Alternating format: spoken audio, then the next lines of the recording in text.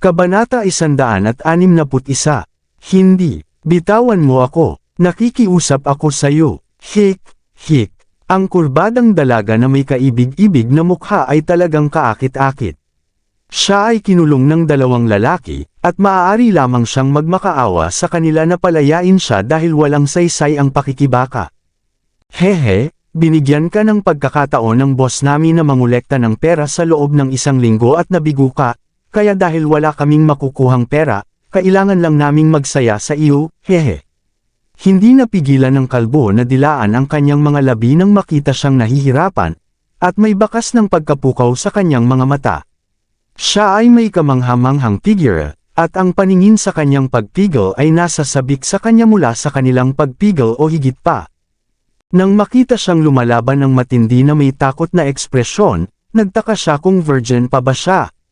Bilasan mo, Johnny, sabi ng blonde na lalaki na isa sa 2 taong nakapin sa kanya. Medyo hindi na siya mapakali at gusto na niyang mauna nang makita niyang masyadong nagtatagal ang lalaking tinawag niyang Johnny sa anumang bagay.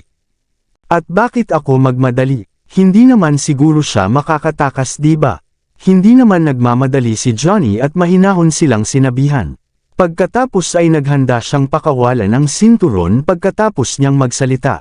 Sa sandaling iyon, gayunpaman, isang itim na anino sa kanyang likuran ang lumitaw sa isang iglap at sinipa siya sa likod. Ang kalbong si Johnny ay bumagsak ng husto sa lupa. Arg! Napasigaw si Johnny sa sakit, dahilan para matauhan ang 2 pang lalaki at binitawan ang babae. Napatingin silang lahat kay Severin. Anak ng tinapa, sino ka? How dare you meddle in my business? Do you know who the fuck I am? Tumayo si Johnny at pinandilatan ng mata si Severin. You've got big balls, boy. How dare you lay a hand on Johnny? Nabasa mo ba ang napakaraming nobela? Sino ka sa tingin mo? Isang uri ng bayani na gustong iligtas ang dalagang nasa pagkabalisa. Sa sobrang galit ng blonde na lalaki ay naglabas siya ng flick knife sa bulsa ng pantalon niya. Matapos makawala ang mga paa ng babae mula sa kanilang pagkakahawak, nagtago siya sa isang tabi sa takot at naupo ng nakakunot noo sa lupa habang walang tigil na humihikbi. Siya pagkatapos ay galit na ibutones ang 2 sa kanyang shirt buttons, na bumukas noong nagpupumiglas siya kanina. Nagkatinginan ang 2 lalaki at sinugod si Severin, ngunit sinipa sila sa lupa sa 1 segundo. Ang sipa ay nagpalipad sa kanila paatros bago bumagsak ng husto sa lupa, at hindi nagtagal ay nagsimula silang umagulgol habang nakahawak sa kanilang mga dibdib. We're sorry. Sinaktan lang namin ang babaeng ito dahil may utang siya sa amin. Malubhang nasugatan silang 3, at labis silang natakot nang makitang nasa harapan nila si Severin, na agad silang lumuhod sa lupa at humingi ng awa sa kanya. Sa wakas ay naunawaan nila na sila ay napunta sa kanilang sarili sa problema. Layas, ayokong makita ang mga mukha nyo kahit kailan. Ang intensyon ni Severin ay hindi upang patayin sila, ngunit para lamang turuan sila ng leksyon. Higit sa lahat, ang kanilang tono ay nagpapahiwatig na siya ay humiram ng pera mula sa kanila at hindi nabayaran ito. Hinamak niya ang mga babaeng mahilig manghiram ng pera na may mataas na interes. Sa kanyang palagay, karamihan sa kanila ay mga walang kabuluhang individual na gustong gumastos ng wala sa kanila, kaya ang kanilang predilection na manghiram ng pera sa mga malilim na tao. Na ang mga lalaking iyon ay nagpakahirap para lamang mabayaran niya ang mga ito ay isang malinaw na tanda ng isang problema sa kanyang bahagi. Salamat sa pagligtas sa akin. Matapos ebotan ng babae ang kanyang damit at nakitang nagsitakbuhan na ang mga lalaki, tumayo siya na namumula ang mga mata at nagpasalamat kay Severin. No thanks needed. Nagkataon lang na nandito ako. Sumulyap si Severin sa kabilang partido at agad na natigilan. Kumunot ang noo niya. Pinsan, ikaw ba yan? 5 taon na ang nakalipas mula nang makulong siya, at halatang matagal na niyang hindi nakikita ang kanyang pinsan. Halos hindi niya makilala kung sino ito sa kanyang mixing sexy na palda at natatakpan ng make-up ang mukha. Siya ay isang masipag at matipid na babae na hindi kailanman gumamit ng pampaganda, kaya nakakagulat na makita siyang ganoon, lalo na dahil siya ay nakasuot ng mga damit na walang kabuluhan at mga medyas na itim na lace. Siya pa rin ba ang dati kong inosenteng pinsan?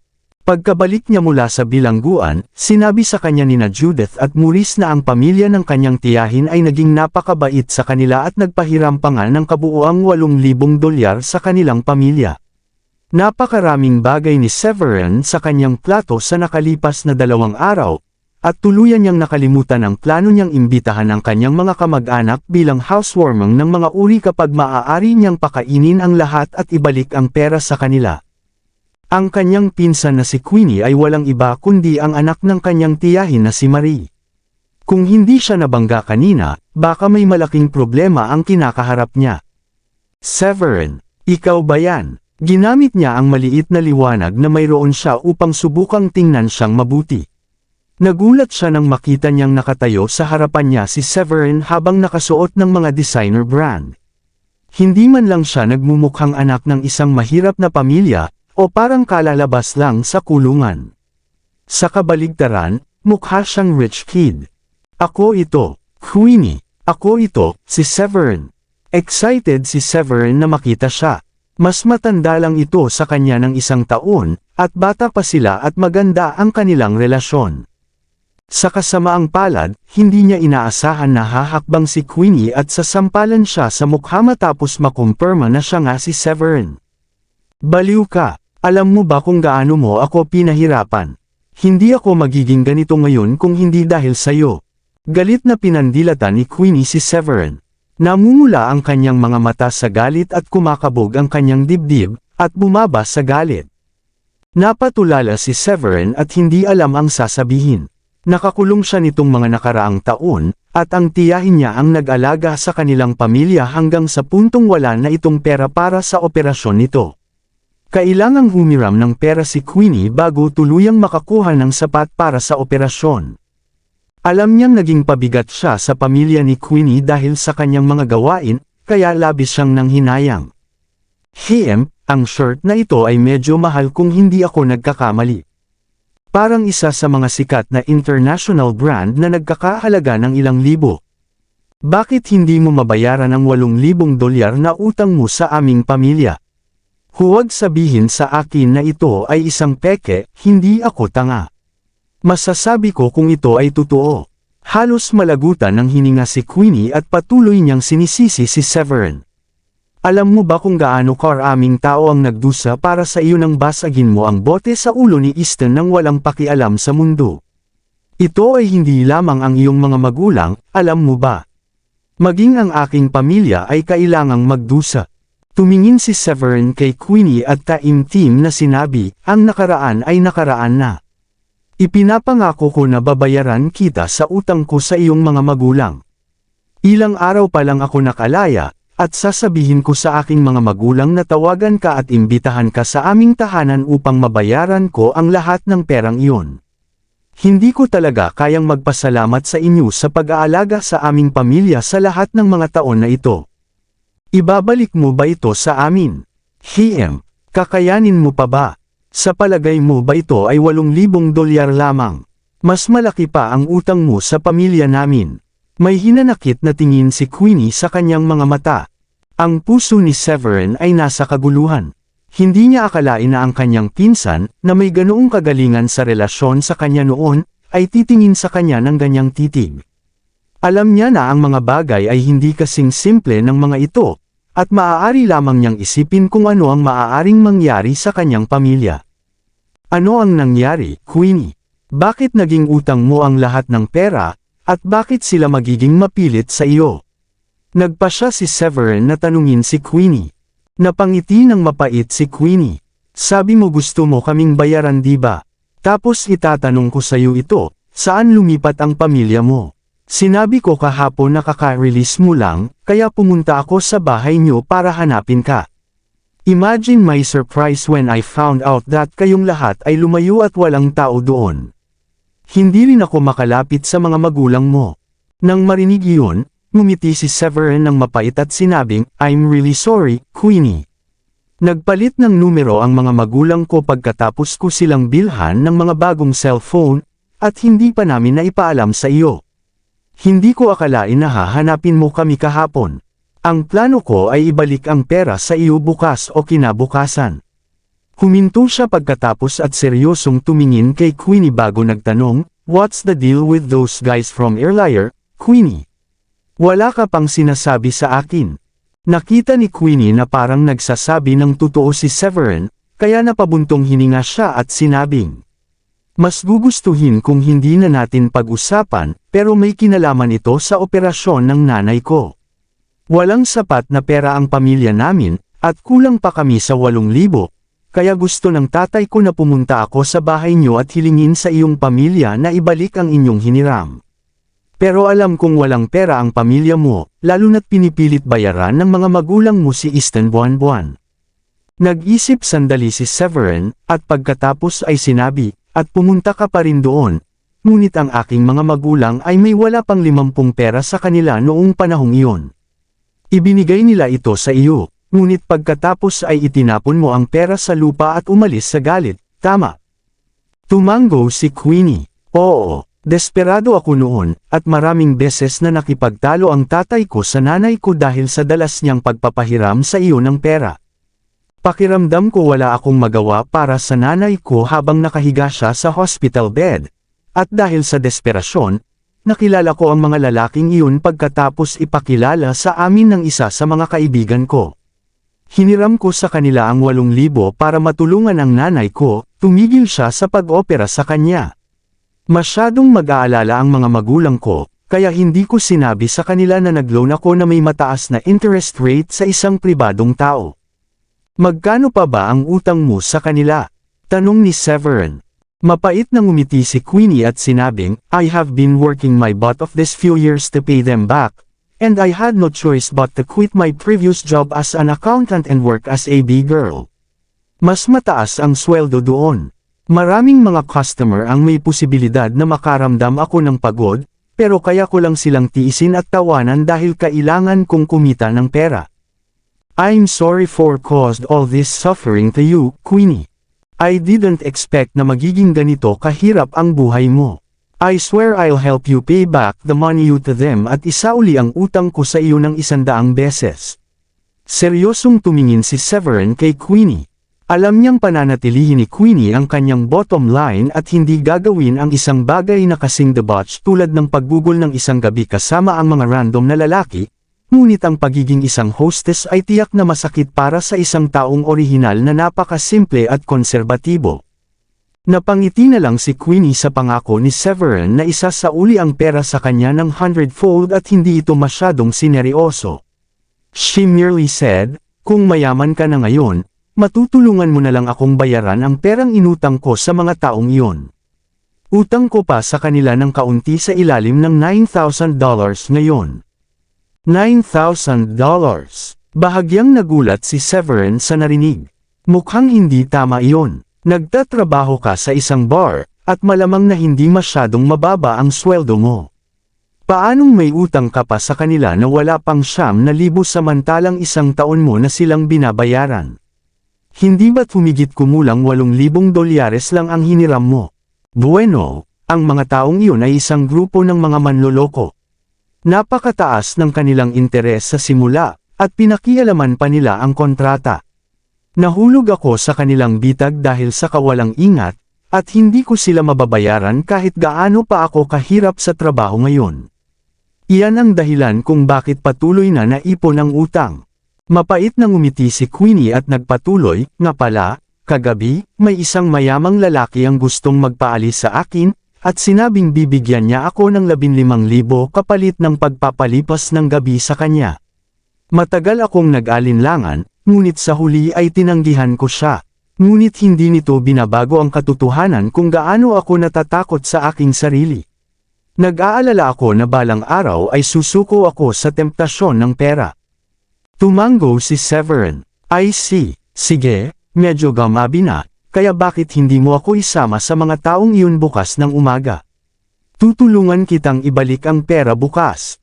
Bagamat kasuklam-suklam ang mga taong iyon, ayaw ni Severin na magdulot ng anumang di kinakailangang gulo, at ayos lang siya sa pagtulong sa kanya na ibalik ang pera. Pagkatapos ng lahat, ito ay $9,000 lamang, at ito ay hindi gaanong para sa kanya. I'm sorry, napatingin si Queenie kay Severin at hindi niya maiwasang mapangiti. Niligtas mo ako, pero sa halip ay sinampal kita. Ang pangunahing dahilan ay dahil akala ko ay nagtatago ang pamilya mo sa amin at tumakas sila sa isang lugar ng palihim. Tutal, hindi ako makalusot kina Tita Judith at Tio Maurice, kaya naisip ko na binalak ninyong huwag ibalik ang pera sa amin. Ayos lang, ako ang dapat humingi ng paumanhin. Tinulungan ako ng pamilya mo sa kulungan, at hindi na lang ako tatakbo ngayong nakabalik na ako. Nakangiting inalo siya ni Severin.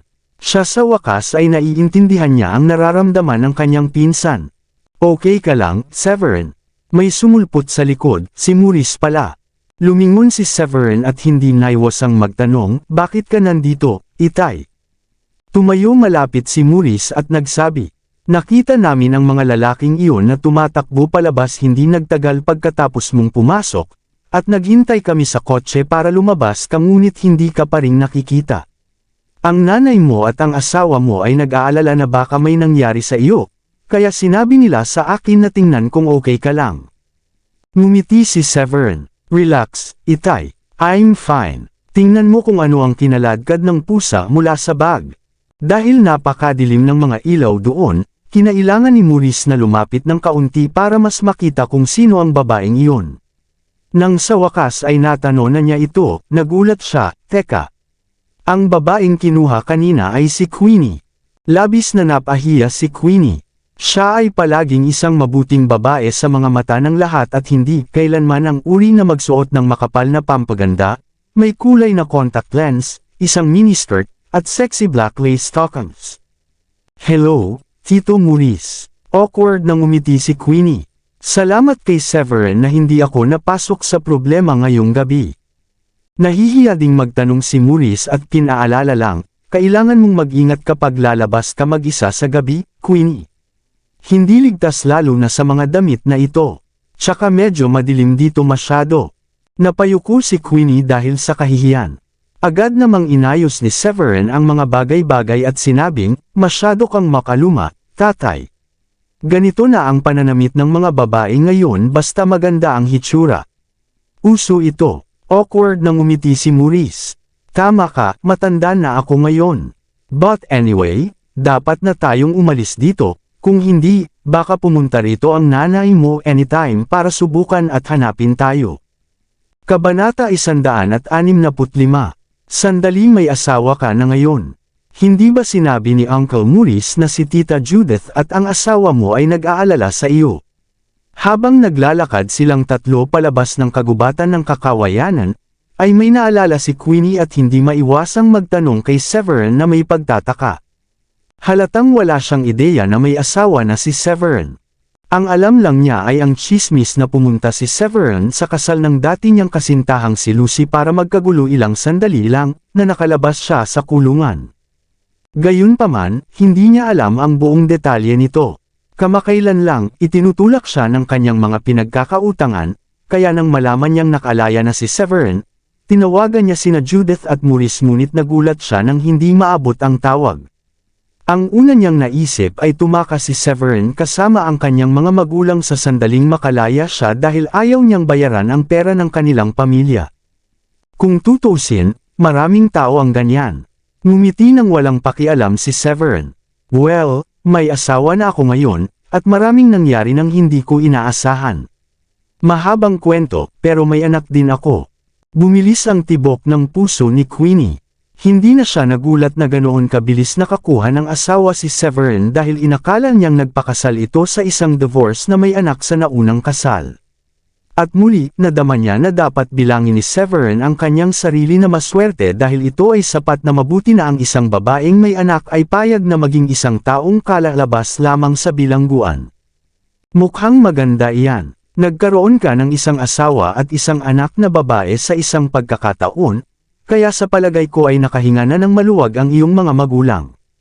Tumango si Queenie, na tumingin kay Maurice na nauuna sa paglalakad, at pinaalalahanan si Severin sa mahinang boses, "By the way, you cannot tell your parents I'm working at a bar, or that the money I borrowed yet. And it goes without saying that you cannot tell my parents also. I just told them that I borrowed money from some friends and I've already paid them. Tumango si Severin. Huwag kang mag-alala, ligtas sa akin ang sikreto mo. Okay, sana matulungan mo akong bayaran ng 9,000 sa kanila bukas. At least makakahinga na ako ng maluwag pagkatapos nito. Queenie finally saw hope in Severin and even made a point to add. Nga pala, 8,000 ang utang mo sa amin, di ba? Bilugan natin ito sa 10,000. Ang dagdag na $2,000 ay interes sa lahat ng paghihirap na dinanas mo sa akin. Technically speaking, ikaw ang dahilan kung bakit ako kinaladkad sa kagubatan ng kawayan ng mga taong iyon. Hindi alam ni Severin kung matatawa o maiiyak nang marinig iyon. Halatang mga pervert sila, kahit na hindi ka nangungutang sa kanila, kakalad ka rin kanila kung sakaling mabangga kanila sa kalye. Isa kang magandang babae, at sa tingin ko ay hindi mapipigil ng sinumang pervert ang kanilang sarili kapag nakasalubong kanila. Inilibot ni Queenie ang kanyang mga mata kay Severin at sinabing, mayroon ka ng paraan sa mga salita ngayon, hindi ba? Natuto ka na ring magpuri ng mga tao ng palihim. Sinasabi ko ang totoo, lalo kang gumaganda. Tumawa si Severin. Inilabas ni Queenie ang kanyang cellphone, at sinabing, I'll ask for a leave of absence tonight. That incident from earlier was traumatizing. I'll wait until you get the money tomorrow and pay them back, bago ako huminto sa aking kasalukuyang trabaho. Hindi bagay sa akin ang mga ganoong lugar. Matapos makitang sumakay si Muli sa kotseng nakaparada sa malapit, napaawang ang bibig ni Queenie at inisip niya kung may nakikita ba siya. Hindi kaya, isang Audi A8. Hindi ba ang kotseng ito ay nagkakahalaga ng maraming pera? $260,000. Ngumiti si Severin, at sa wakas ay sinabing, halika at manatili sa amin ngayong gabi.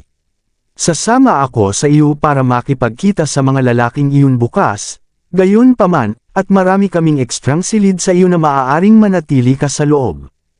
Okay, tumango si Queenie. Dahil kayang bilhin ni Severin ang ganoong sasakyan, malamang na wala siyang problema sa pagbawas ng wala pang $9,000 para tumulong sa pagbabayad ng utang niya. Pakiramdam ni Queenie ay parang natanggal ang bigat sa kanyang mga balikat dahil sa wakas ay matutulungan na siya ni Severin na bayaran ang $9,000 na kanyang inutang. Nangangahulugan iyon na hindi na niya kailangang mag-alala tungkol sa mga lalaking nagdudulot na naman ng gulo sa kanya. Kailangan mong isiksik ng kaunti, at natatakot ako. Pagkabalik ni Severin sa upuan niya, sabi niya kay Queenie na paakay na sana ng sasakyan. Don't worry, ihahatid ko si Celine. Agad namang binuhat ni Judith si Celine at niyakap ito sa kanyang mga bisig. Hindi ko inasahan na ikaw ang babaeng iyon, Queenie. Pagkaupo ni Queenie, awkward siyang ngumiti kay Judith at sinabing, Tita Judith, salamat kay Severin kaya ako naligtas sa mga kasuklam-suklam na pervert na iyon. Ngumiti si Severin at saka gumawa ng maikling pagpapakilala.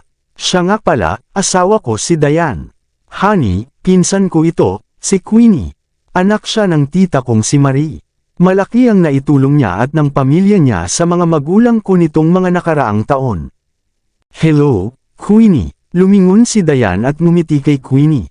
Napatingin si Queenie kay Diane sa front passenger seat at medyo nagulat. Diane, bakit napaka-pamilyar ng pangalang iyon? Let me think. Naisip niya at nagtatakang nagtanong, ikaw ba ang panganay na anak ng mga Shanahan? Ang parehong mga Shanahan na isang third-tier na pamilya. Ang parehong isa, nakangiting sabi ni Severin habang nagmamaneho. Sikat siya sa pagiging maganda, at nabubuhay siya sa kanyang reputasyon. Napangiti si Queenie, siya ay isang kahanga-hanga. Siya nga talaga, tumawa ng malakas si Severin. Si Diane, na nakaupo sa tabi niya, ay hindi naiwasang bahagyang tumami sa kanyang puso nang makita ang masayang mukha ni Severin. Nga pala, sana huwag mo akong pansinin na magtanong, pero parang natatandaan ko na hindi ganoon kaganda ang relasyon ni Miss Diane sa kanyang pamilya. Magalang na tanong ni Queenie habang sinusulyapan ang sasakyan at nakakunot ang noo habang iniisip ang sitwasyon. Alam niya na si Dayan ay pinalayas ng mga Shanahan noong nakaraan, at ang sabi-sabi na si Dayan ay namuhay ng napakahirap at kakilakilabot na buhay pagkatapos noon. Sabi nga, napaisip siya kung saan kumukuha ng pera si Severin para mabili ang sasakyan na iyon, dahil mukhang hindi na ito sama-sama kung isa sa isip niya ito sa pagiging mayaman ni Dayan. Sumagot si Severin nang hindi na hinintay na magpaliwanag si Dayan, noon yun. Maganda na ang relasyon ni Dayan sa pamilya niya, at general manager na rin siya ng Shanahan Corporation. No one would dare to look down on her in the future. I see. Nakakatuwang marinig na bumalik siya sa mabuting pakikitungo sa kanyang pamilya. Napangiti si Queenie, pero ang ibig sabihin ay nakipagkita si Severin sa isang mayamang babae. Sa kabuuan, ito ay isang napakahusay na development, una dahil maganda si Dayan at mayaman ang kanyang pamilya. Pangalawa, isa lang ang anak niya, at dahil bata pa si Dayan. Maaaring palaging magkaroon ng isa pang anak si Severin sa hinaharap. Sa opinyon ni Queenie, ang kinalabasan ay sapat na mabuti para kay Severin kahit na kailangan niya na maging stepfather para sa anak ng iba. Kung tutusin, maswerte siya at hindi tumingin si Dayan sa kanya na isinasaalang-alang ang kanyang nakaraan. Hindi nagtagal ay dumating ang sasakyan sa Dragon Lake Vista at dahan daw ang pumasok si Severin. No way, dito ka tumutuloy. Dito ka ba lumipat? Ang lugar na ito ay sikat sa pagiging residential area ng mga super rich, pero nabalitaan ko na ang mga prospective buyer ay hindi naman makakakuha ng villa dito kahit na may pera sila. Hindi maiwasan ni Queenie na mamangha sa mga bahay doon. Ngumiti lang si Severin. Yeah, we'll be staying here from now on. Medyo malaki ang bahay at maraming kwarto sa itaas at sa ibaba. You can choose which one you want later. Wow, hindi ko inaasahan na magkakaroon ako ng pagkakataong manatili sa ganitong uri ng villa ng isang gabi. Hindi ako makapaniwala kung gaano kakayaman. Natuwa si Queenie, at inilabas niya ang kanyang cellphone para magsimulang kumuha ng litrato. Kailangan ko lang kumuha ng ilang mga larawan dito. Ang tanawin ay kamangha-mangha. Queenie's excited reaction prompted Severin to say, well, if you like the place so much, you're free to stay here for a few more days. I'll be asking my parents to call over all our relatives for a small celebration the day after tomorrow. Consider it our little housewarming party. Kung sasabihin mo, don't mind if I do then. Masayang tinanggap ni Queenie. Matagal ka nang pumunta sa bahay namin, kaya ikakatuwa ka namin dito ng ilang araw. Babayaran din namin ang utang namin sa pamilya mo. Malaking halaga iyon, at matagal na kaming may utang sa iyo. I'm really sorry about that, Judith then said. Awkward na ngumiti si Queenie at sinabing, sabi ni Severin ibabalik niya ito sa akin bukas. Mabuti sana iyon. Ngumiti si Judith at tumango. Maya-maya ay huminto ang sasakyan sa labas ng isang malaking villa, at pagkapasok ni Queenie ay sinalubong siya ng 6 na babae na nag-uusap sa harap ng bakuran. Nang makita niya ang 6 na sexily dressed hotties, tumingin si Queenie kay Severin na may kakaibang ekspresyon at nagtanong, ano naman ang mga babae dito? Nako, ito ang mga bodyguard ng aming pamilya. Nag-aalala ako na hindi magiging ligtas para sa kay inay at itay na lumabas ng mag-isa sa hinaharap, kaya napagpasyahan kong kunin sila, agad na paliwanag ni Severin. Amazing, may mga bodyguard ka pa ngayon. I guess that's the standard practice for the super rich. Bakas ang inggit sa mga mata ni Queenie nang marinig niyang bodyguard ang 6 na dilag na iyon. Sayang naman at wala akong alam sa martial arts. Kung gagawin ko, I would be glad to work as your bodyguard. Judging from how stylish they are, they must be super high too. Nakangiting awkward si Severin at sinabing, sa totoo lang hindi ko alam kung magkano ang sweldo nila. Kinuha sila ng kaibigan ko para sa akin, at binayaran sila ng lump sum sa loob ng ilang taon. Seryoso ka ba? Saan ka nakakuha ng ganyang klaseng kaibigan? Nagulat si Queenie sa kanyang paliwanag. I didn't mishear anyone when they said that you went to prison, right? Bakit pakiramdam ko nagpunta ka sa isang malaking business deal bago ka bumalik kapag nakakuha ka na? Hindi alam ni Severin kung paano sasagutin iyon. Don't be utu-uto. Walang pumupunta sa kulungan para magnegosyo.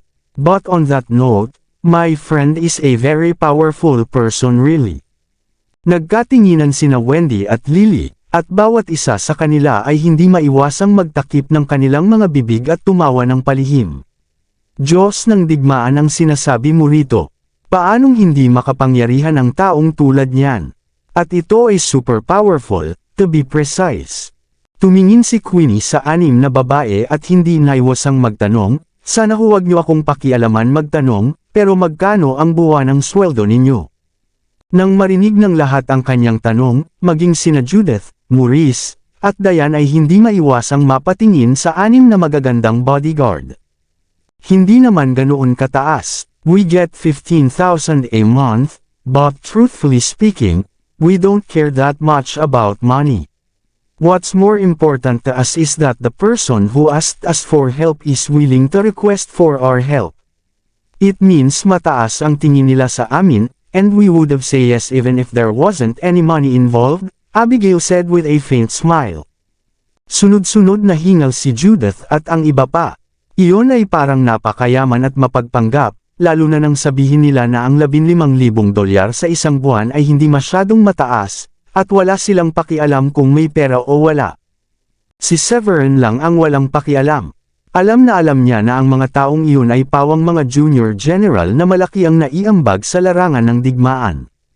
Bukod dito, nakatanggap sila ng maraming gantimpala pagkatapos ng digmaan, at maging ang mga junior general ay maaaring gawaran ng ilang milyong dolyar.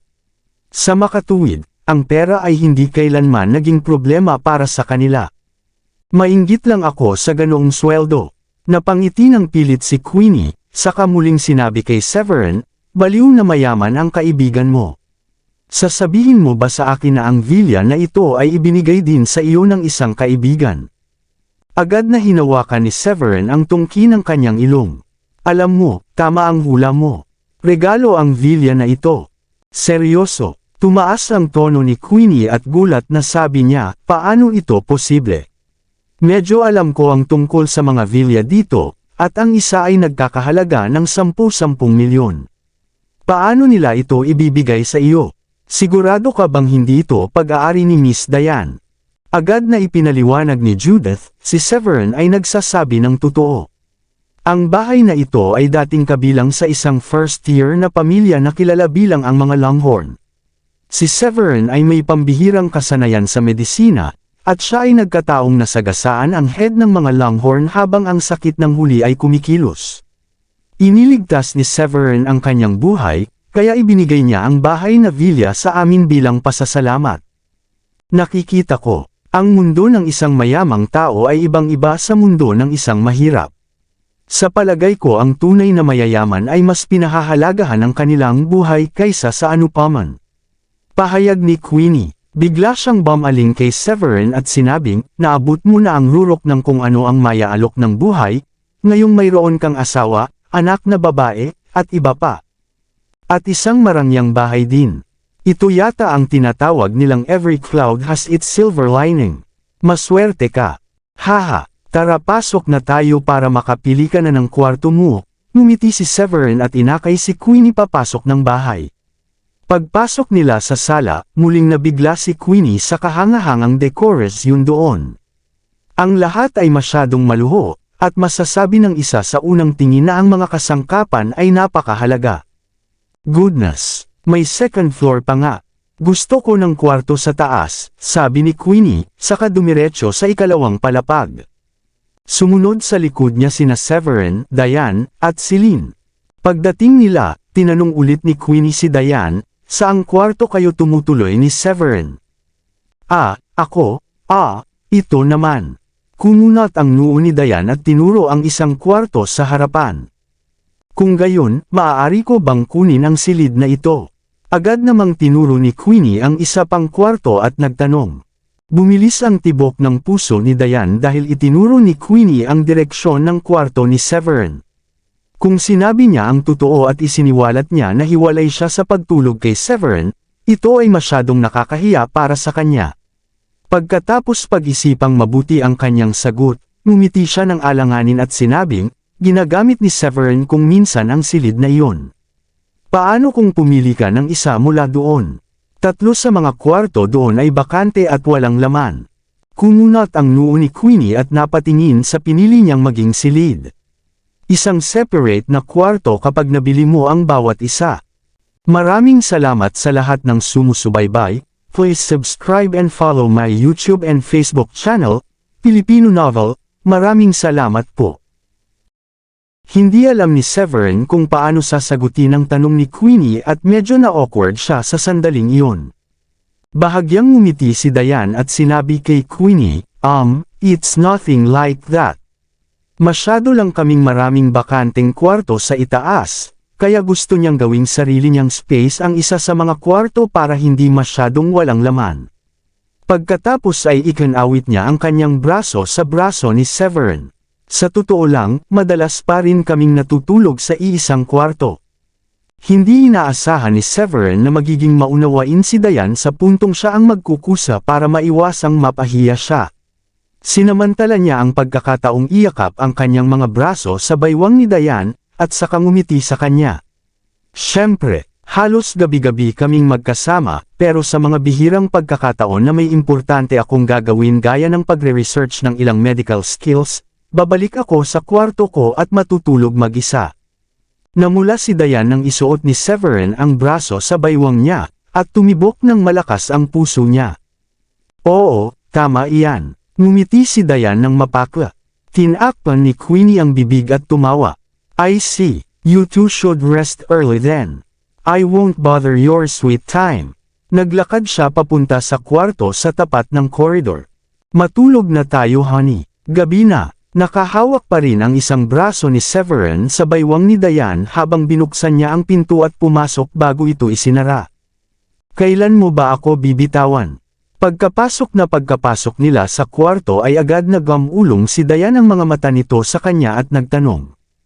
Sa wakas ay tinanggal ni Severin ang kanyang braso sa baywang ni Diane, kahit na medyo nag-aatubili, at pagkatapos ay sinabi. Salamat sa pagtulong sa akin sa malagkit na sitwasyon kanina. Nakakahiya kung ang kamag-anak ko ay nalaman na ikaw at ako ay natutulog sa magkahiwalay na kwarto. Kailangan mo ba akong yakapin ng mahigpit kung gayon? Para bang hindi sapat ang pagyakap mo sa akin, hinawakan mo pa ang bewang ko ng 2 beses, halimaw ka. Nilibot muli ni Diane ang kanyang mga mata kay Severin at medyo mapang-akit na hinampas siya nito. Mukhang hindi na siya pinapagalitan at parang nilalandi siya na parang mga batang mag-asawa. Lahat ito ay dahil sa sobrang ganda mo, at hindi ko napigilan ang aking sarili ng ilang sandali doon. Awkward na ngumiti si Severin, saka muling tinanong si Diane. By the way, bakit ka namumula ng husto? I've been doing well recently, diba? So it be that you've fallen in love with me. Agad namang kinabahan si Diane at umiwas siya ng tingin.